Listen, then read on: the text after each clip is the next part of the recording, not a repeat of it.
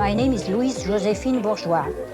I was born in 24th of December 1911 in Paris. All my work of the last 50 years, all my subjects have found their inspiration in my childhood. Great Women in Art is a podcast produced by AWARE, Archives of Women Artists, Research and Exhibition, in collaboration with the INA, with the support of Maison Veuve Clicquot and the Ministry of Culture for Délégation à la transmission des savoirs et à la démocratisation culturelle. Les grandes dames de l'art. Great Women in Art. Great Women Les grandes in Art. dames de l'art. Les grandes dames de l'art.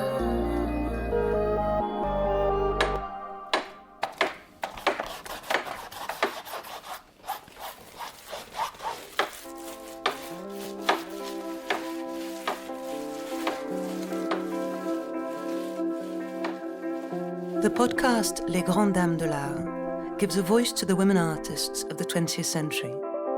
They speak of their work, their lives, the world around them, and their achievements.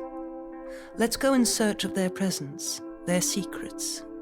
Let us rediscover the hidden history of women artists through their voices. Sculpture has long been thought of as a technique reserved for men, and yet the most well-known and popular women artists of the 20th century were sculptors: Camille Claudel, Niki de Saint Phalle, and to end this trilogy, the great work of Louise Bourgeois. What a strong character with a great sense of humour and high spirits. This is what we would like you to discover about this extraordinary artist who for so long worked in the dark, unnoticed, yet who never resented this. Quite the contrary. She remained focused and fanatic in everyday work for all of her life until her final days. She addresses difficult subjects, often intimate, that women had never addressed before her. She was a pioneer that progressed without fear. She was also a mischievous and amusing woman, often provocative and sometimes even disruptive. The work of Louise Bourgeois was recognized very late, which is a sad characteristic of the work of many great women artists. She's the first woman sculptor to have a retrospective at MoMA in 1982 at the age of 70. In her home country of France, the television and radio did not take an interest in her until 10 years later. It was not until 1996, when the artist was 84 years old, that the radio dedicated a program to her, l'Atelier de création radiophonique, produced by Jacqueline Caux. Listeners discovered the extent of her work and life, a woman who never lost her verve, her energy in creation, and her sense of humour.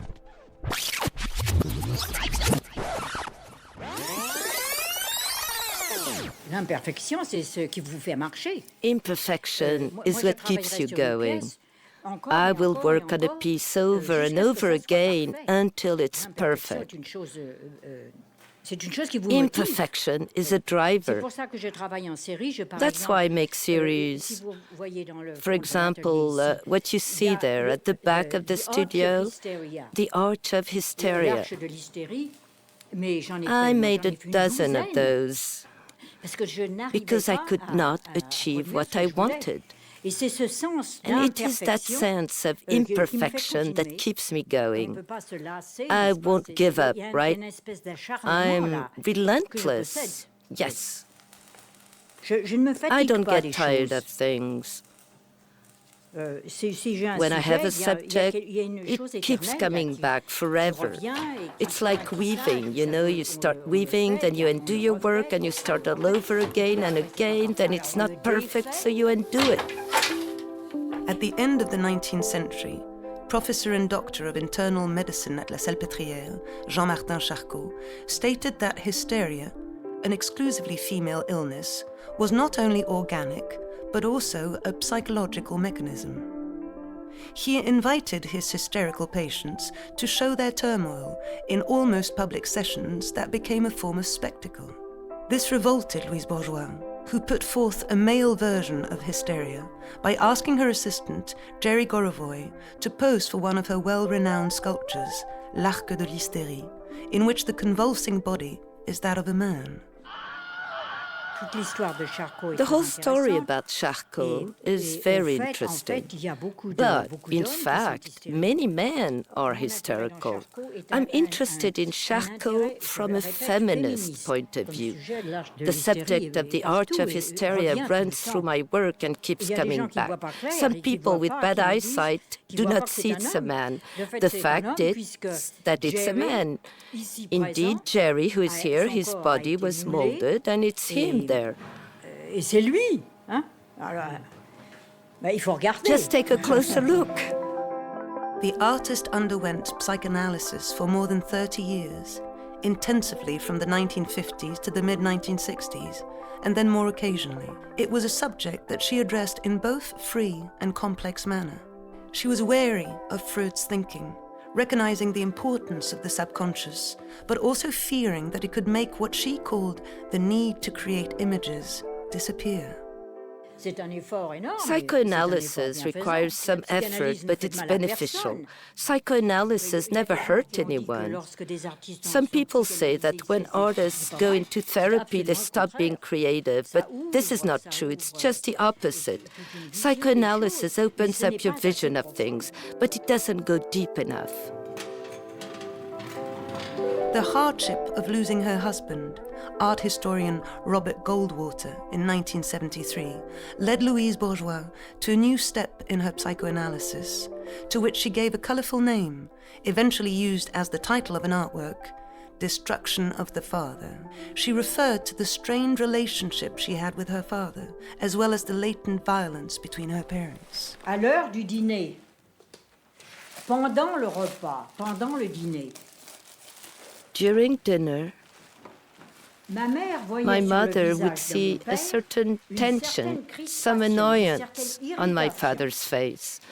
And my father, who was an emotional man, could not control his irritation other than by insulting people. And my mother tried to avoid that. So, before dinner, next to my father's plate, she would put another plate that he was allowed to break.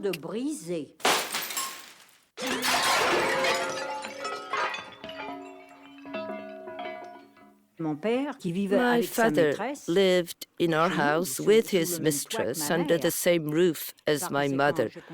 So I considered that those adults, my father and his mistress, didn't give a damn about me, about us, and that my mother was a victim.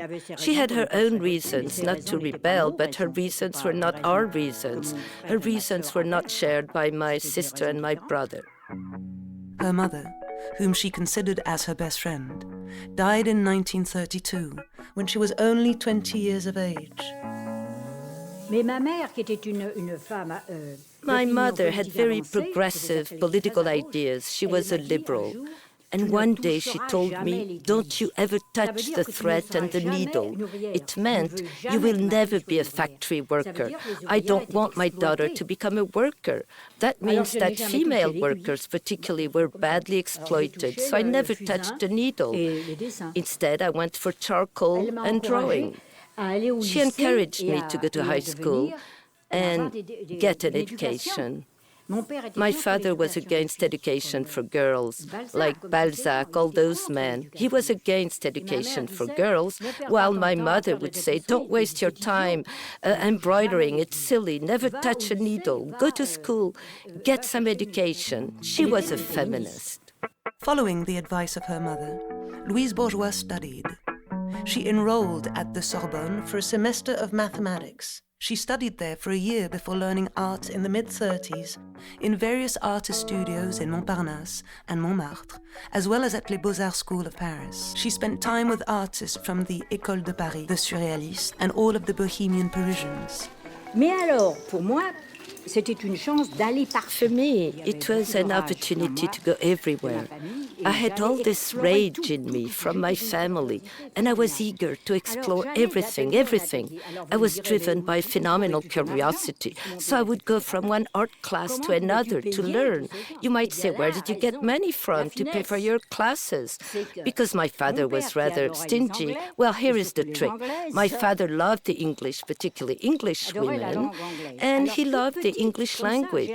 So from a very young age, I learned English. And in the art academies, art studios, most students were American girls. And because I could speak English, as a translator, I had full access to classes for free. And that really helped me. She met her husband and left to New York in 1938 at the age of 26.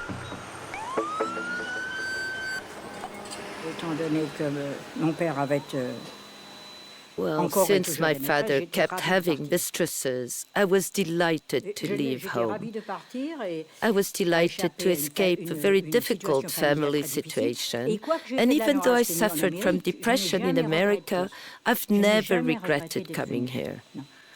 So instead of discovering Montparnasse and Pigalle or Montparnasse and Montmartre, I ventured a bit further.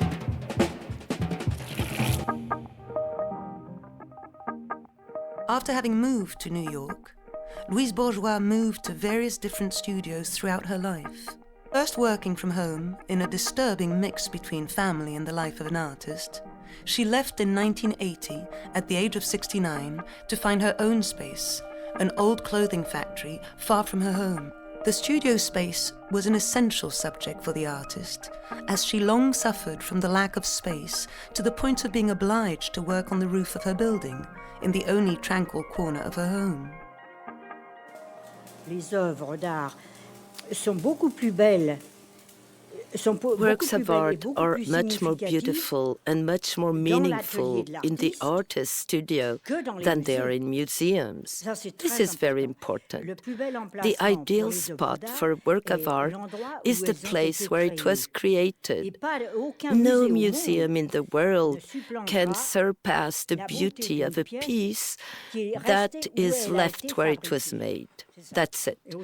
And now in this very big studio, which I love, I can use various types of materials. And eventually, the last studio you can have when you have no other, it's working outside. That's why in the beginning I used to work on the rooftop. It was the only access I had to open air, some space.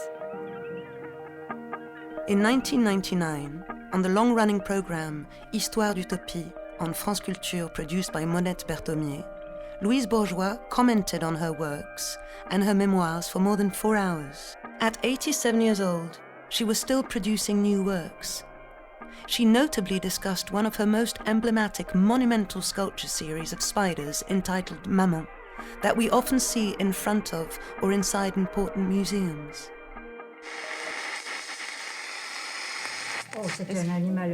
The spider is a protective animal against mosquitoes, that means against viruses. It's my favorite animal, and the spider is a symbol of my mother. She used to weave, right? That's right, she used to weave. And she also had other qualities that spiders have. When you say she used to weave... She was a weaver, so I made a work on that. The title is Ode to my mother. It's a literary work that was published in France and that is illustrated with all my spiders. Although her mother did not want her to touch a needle and thread, Louise Bourgeois nevertheless went back to threads and fabrics at the end of the 1990s. She considered this return to textile as a new introspection. It's the return of the past that Freud talks about. The past keeps coming back always. Whether you want it or not, the past always comes back. I cultivate it by cultivating my memories. We even get the feeling that the events of your childhood, I refuse to forget them. Yes. And you dissect them, you work on them. That's it. And I get to know them better and better. I thought I had forgotten some things, then all of a sudden, I see, they were right there. I just had to open the page, they were right there. The more Louise Bourgeois aged, the better she understood her childhood. She kept a diary since her youth, the strength of which was that she never reread it. Yet it was a vivid memory to which she added several other writings.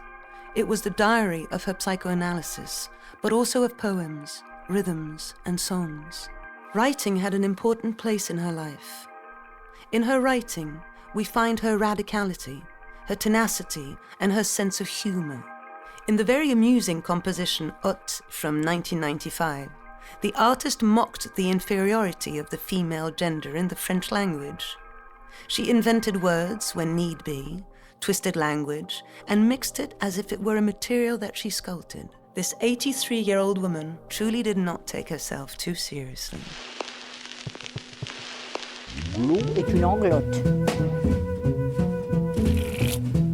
La femme de l'amigo est une amigote.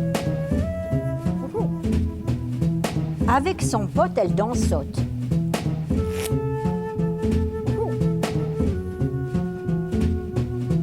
La chamotte est la femme du chameau. La crapote est la femelle du crapaud. Il bouquine, elle bouquinote. Elle souffrote. C'est ça.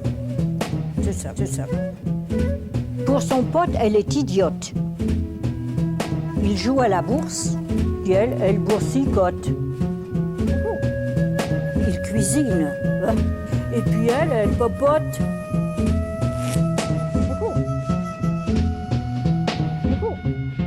C'est ça. C'est ça, c'est ça.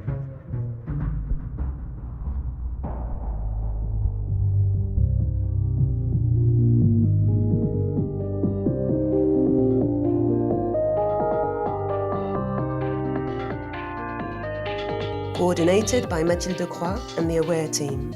Directed by Élodie Royer. Music by Julian Ogil. Credits Andrew Nelson. Sound editing Basile Beaucaire. Scientific advisors Catherine Gonard and Marjorie Micucci. Translation Katia Porot. Translation of the artist's voice Eve Dair. French voice Camille Morino. English voice Lou Doyon.